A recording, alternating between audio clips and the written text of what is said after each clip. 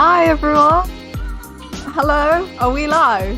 How exciting is this? So today I'm about to talk to a very special guest for my column on Pauline.com called Inspiring Figures. So for those of you who have been here for a while, this has been something like a passion project of mine, but um, it didn't. I sort of stopped it in the middle of last year because I did some serial traveling, which I don't regret at all.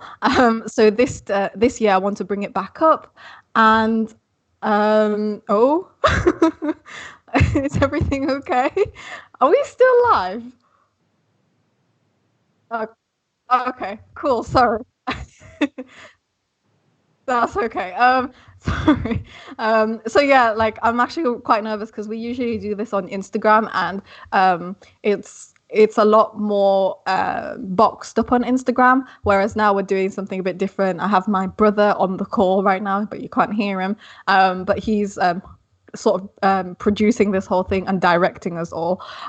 So yeah, just as a quick reminder, so Inspiring Figures is actually inspired by the story called Hidden Figures. It's a really good film. I really recommend that you check it out if you haven't already. So what it is it's just a story about three figures who are sort of, their stories aren't talked about as much, and instead there's other stories that are replaced and sort of take the limelight instead. So it's really exciting for I sort of got this idea because I wanted to highlight all these amazing people that I've met over the last few years who have like given me that exact feeling. So yeah, they are just people you should really, really know about. Today, I'm really, really excited to introduce Penny. So Penny is, well, she'll introduce herself, but I've known her from the Leeds community, and she's really welcomed me with open arms in Leeds when I moved in here like a year ago now. So I'm just really excited to have her on here. So yeah, without further ado, do we have Penny live? Hello, I'm here.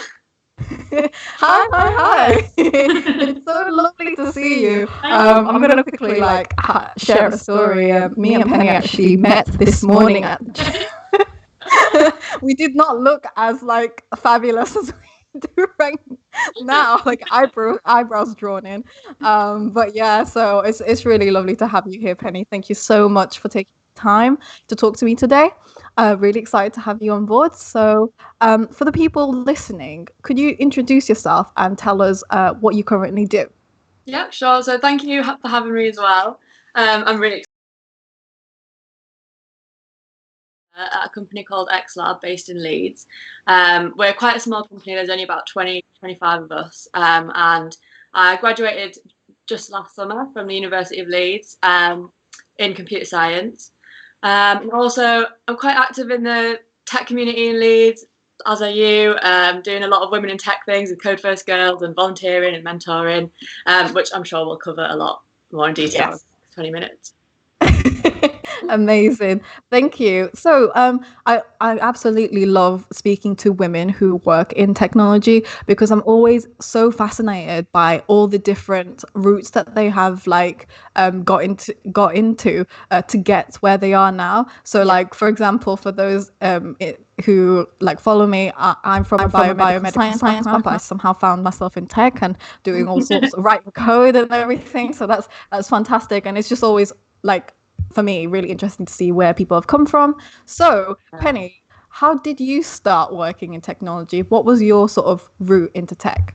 So I think I actually took the most boring and traditional route into tech possible. So I'd never heard of the term computer science till I was about 15, 16. And I was at a university open day and we all had to go away and research different subjects. And one group got computer science and I was like, oh my God, that sounds amazing. That's exactly what I want to do. So since I was like 15, 16, I knew that it was what I wanted to do. And it was partly because at the time I was really into Tumblr and I always wanted to learn how to make my own Tumblr theme. And to be honest, I've not used Tumblr in about 5 years. So, Tumblr still a thing?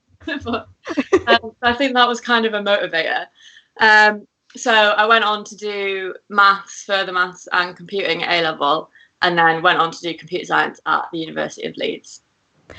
Amazing. I think that it's really interesting to hear that you were inspired by like another website like Tumblr, because I was actually I was inspired by a game which led me to a thing called a website called Pixo, and it was like Tumblr back in the day, whereas it wasn't like a social network as such. It was more like create your own website, drag and drop stuff. So yeah, I was really inspired by that as well. So it's really interesting because like you're not the first person who has said Tumblr to me. It's really interesting. There's also people who've like started going into tech from like things like Neopets, which is crazy. That's insane. There's like a whole community of female developers who all started from Neopets. It's fantastic. It makes me, like, what would we be doing now if I'd never liked Tumblr? I know. Would I have I heard about computer science? I don't know. That is crazy. That is honestly, it's insane. I sometimes go down that route. Like, what would have happened if I became a doctor? But let's not go there. Oh my god, that's a whole different conversation. So in terms of like the projects you're working on right now, can you share anything with us? So it could be like things you're doing at work or anything you're learning at the moment. Yeah. So at work we mainly work on the Microsoft stack, and so I've done a lot of web development recently in like C#, using Visual Studio, and I've also started to learn a bit about Azure as well. I'm not a huge fan of Azure. So XLab basically, we have a few different products and they're all health tech related, and our main product is basically software for pathology labs. So it's like digital pathology messaging, quite niche. Definitely didn't see myself working in that area, but it's really, really interesting. So we do quite a lot of work with NHS, and we're branching out a bit as well. So primarily I do web development, and that is my favorite thing to do, even if it's just plain old HTML, CSS, JavaScript. And then obviously with C# as well, it's a bit more interesting. But for the last month, I've been put on a different project. So we have one web app that they basically wanted to turn into an app. So wow. None of us at all have done any app development before. So cleverly enough, I decided to volunteer. So I've been the only person working on this project for the last month. I've had no one to ask for help with. So for the last month, I've been doing Swift and developing on a Mac. So it's been quite different. But it's very nearly finished now. So I'm quite excited to go back to my Windows machine and like do some more C#. Amazing. That's really fun. I have like a follow-up question to that actually. With app development, it's obviously very different to web development. Did you find it easier to pick up app development because you already had this background? I know this is something like a lot of newbie coders ask me. So if you know a language already, is it quicker and easier to pick up another one? Yeah. What's your take on that? Absolutely, because there's just so many things that you already know how to do. Like, well, except Swift is so much harder than any other language I've done before. So everyone, once you've known how to declare a variable, it's just one less thing that you don't have to Google. And once you've known how to call a function or like set up a loop, I say that except the way you declare variables in Swift is really weird, and it's just not like any other language I've done before. The concept is there. Yeah, exactly. It definitely helps to have done something before. I'd say like the first language that you learn takes the longest, and then each one after that probably takes less and less time. And it's at the point now where I wouldn't really say that I know one language more than any other. Like if someone asked me right now, write a function in C# and then write it in Java and then write it in JavaScript, I'd just write the same thing for all of them. Like, I don't remember the niggly differences between them all, but I would just be able to apply it. Like, yeah. That is the thing, isn't it? I think like for me, I'm exactly the same. I didn't think I would be able to pick up anything else apart from front end development, like beyond HTML, CSS. I was like, nope.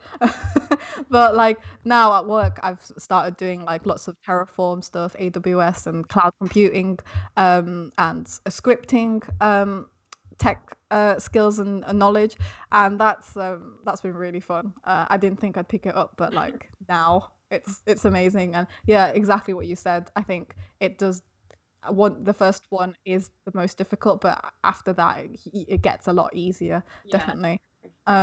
And another follow-up question to that, I'm putting you on the spot here, Penny. What is, out of all of the languages that you've ever coded in, what is your favorite? I know you said web development, but is that what sort of languages? That's really hard because I think throughout my degree, I probably did one module in like 6 or 7 different languages. So I've tried C#. That was what I did at college.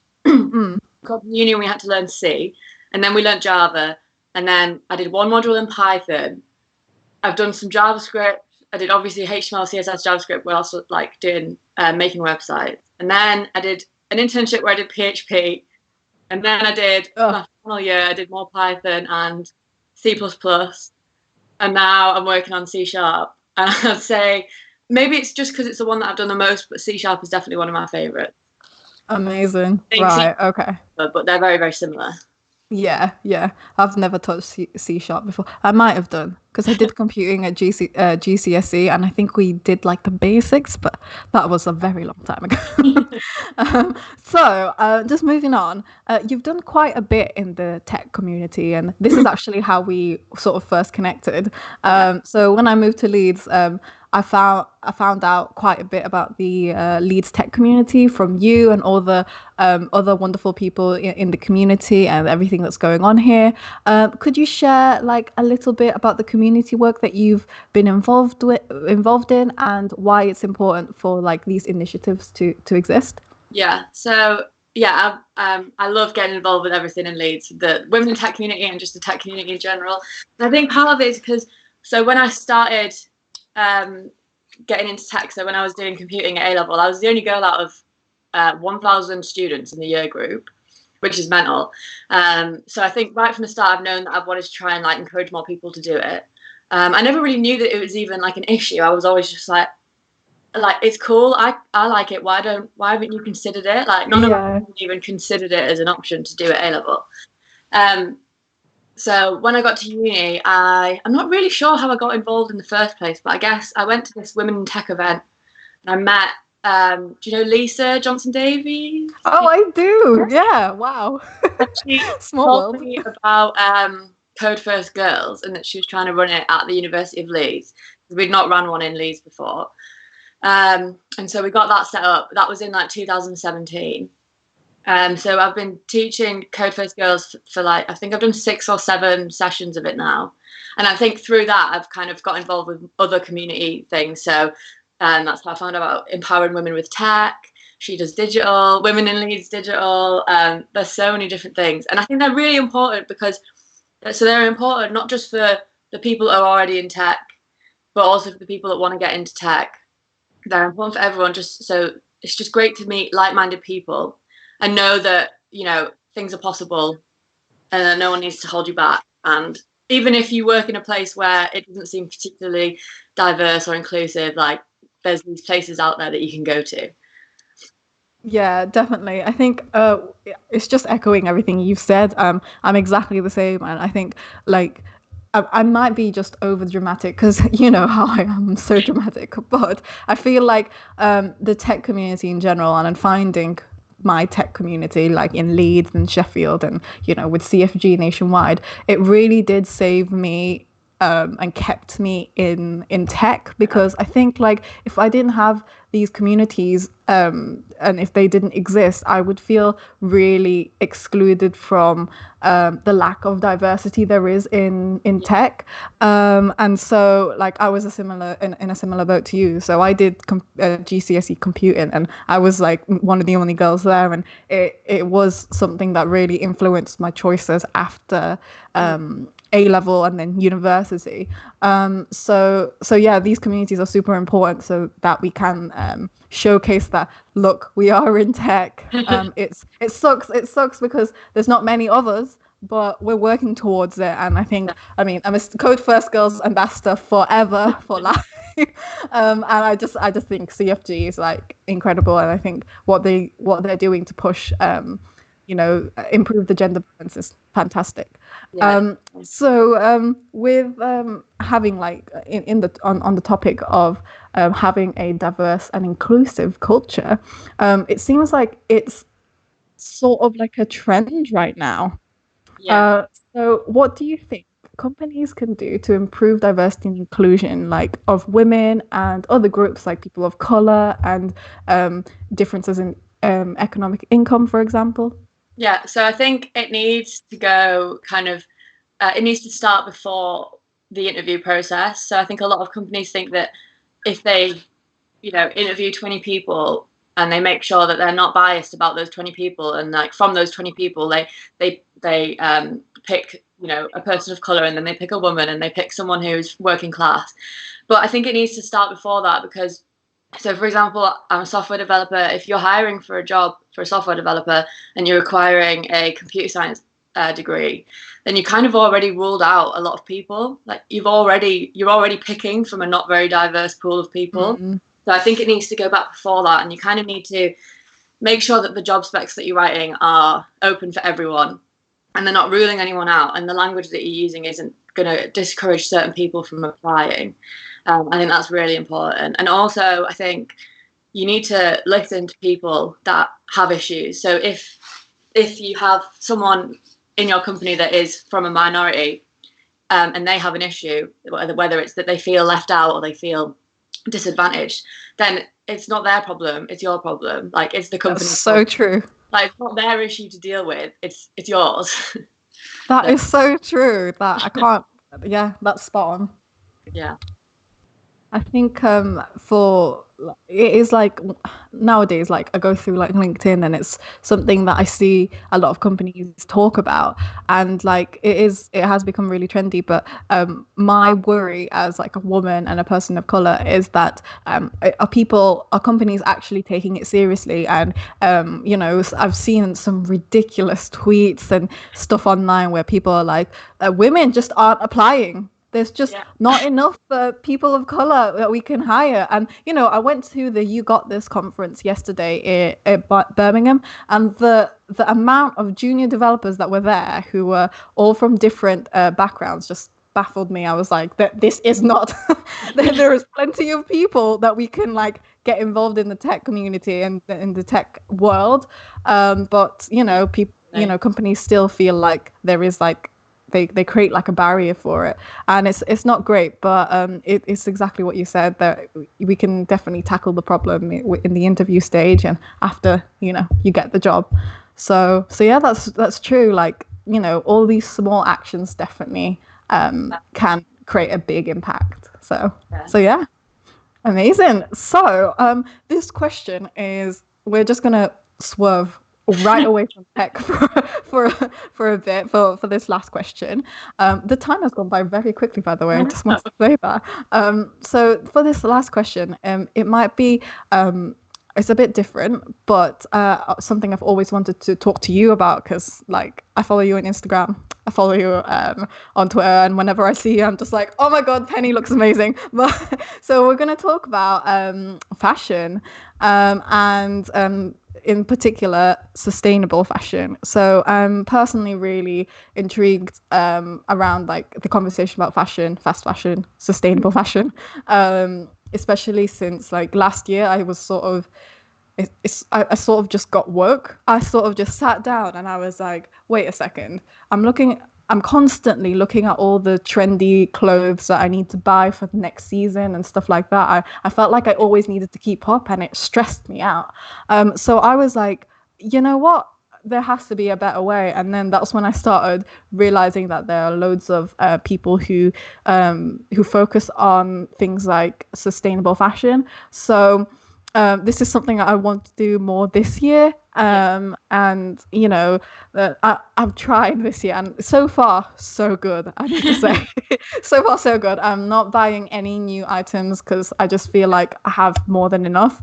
So I just wanted to ask you then, like, when did you start this whole like process? Because I know that I mean, you'll go into it, I assume, but like I know that you have a whole different a more sustainable approach to fashion. So I just wanted to know, like, how did you start getting into that, and like, why do you think it's important for us to change our mindset about like the fashion industry in general, and also just a little bit about where you shop now? So I've always shopped in charity shops. I've gone to charity shops and car boot sales for as long as I can remember, and it never ever was about sustainability. It was because my family were a bit skin and we couldn't afford to buy loads of new clothes. Yeah, I love that. Ever since I was a kid, I would be in charity shops. But I think when I was in like primary school, I was actually embarrassed about the fact that everything was from a charity shop. And if someone asked me where something was from, well, maybe not in primary school because I always just wore a school uniform, but in like secondary school when I started like hanging out with friends, if someone asked me where something was from and I got it from a charity shop, but it was from Topshop, I'd just say it was from Topshop, and I wouldn't admit that it was from a charity shop. So interesting. That's so interesting because sorry, I think that attitudes have changed massively towards it, because it used to be, people always used to say this. They'd always say, "What if someone died in that?" They'd always be like, "What if someone died in that jumper that you're wearing? Like an old woman died." I was like, this is a top from like the age 14 section. Like, if no one's died. Yeah. So by the time I got to college, it was kind of like my thing, charity shops. I started to own it and I wasn't embarrassed by it. And there was this one charity shop in the town centre where I lived, which everything was 99p. So wow. Like, coats, everything, shoes, bags, accessories, everything was 99p. It was amazing. And I would religiously go in there every single day after college on my way home. And at the same time, I was starting to get into Instagram. So it was like, that's kind of what my brand is. I just charity shop. It definitely is. In a really good way. In a really, really good way. And then I think it was always just about saving money until I got to uni and then realised like the world's dying. We need to look after it. And that's one of the reasons I went vegetarian, to help the environment. And I think, now the attitude is changing, and actually it's quite cool to shop sustainably, and like it's the thing to do.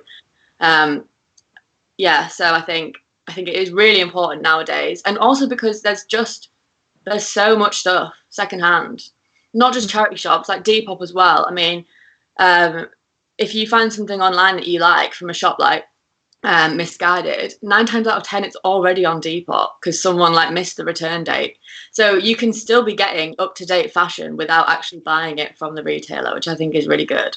Yeah, definitely. I think like I love Depop. I used to I didn't actually understand it that much when I first downloaded it. I was just like, okay, so it's like eBay. But I actually have an account, but I haven't used it in ages. It is a really good place to, for those who don't know, it's a good place for you to buy like secondhand clothes. Sometimes though, it's like what Penny said. It's completely new because people haven't touched it. And that shocks me. That really does shock me. And sometimes they just want to get rid of it, so they sell it for like a £5, and the retail price is like 30 quid. I'm just like, okay, sure. So like, do you have this is again putting you on the spot here, Penny, but do you have like any advice for anyone who wants to sort of move away from that fast fashion then? So you mentioned charity shops. Is there anything else you think that we could be doing? Yeah, so charity shops and car boot sales as well are really good, but obviously usually you need a car to be able to drive to them. So I've only ever been to one in Leeds once, and it was when my dad was here with the car. And also I think persistence is key. So you've got to go often, and most of the time I walk away empty-handed. But because I'm there so often, I do find things.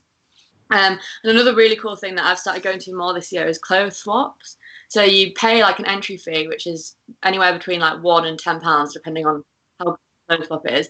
And then you can take like 5 or 6 items that you don't want anymore and swap them for ones that you do want. And I love them so much.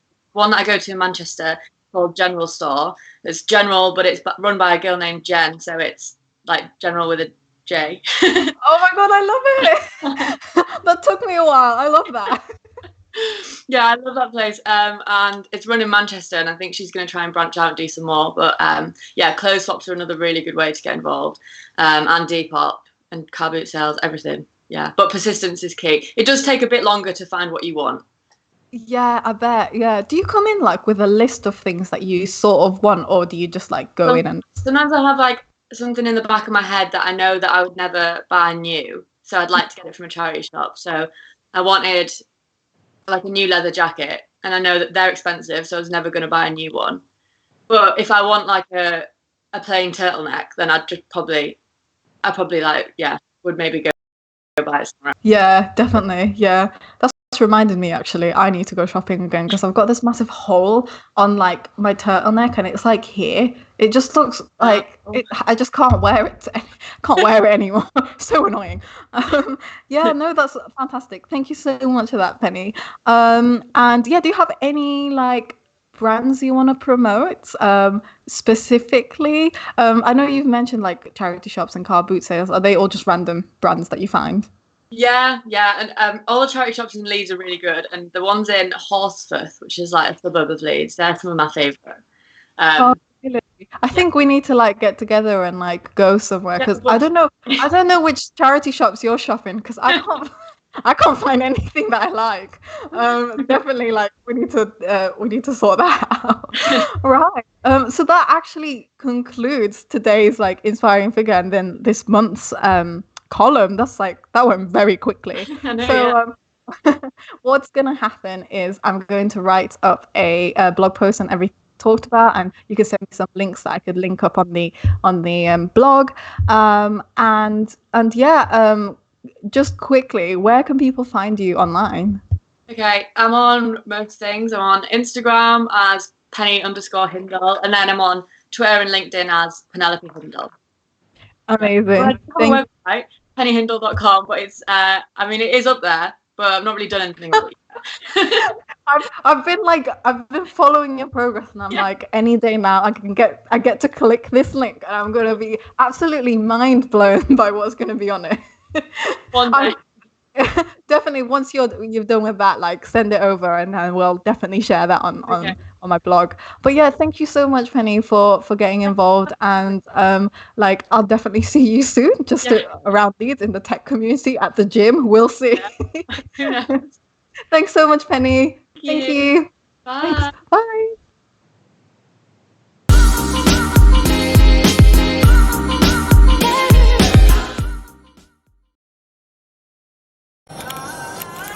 I've got a video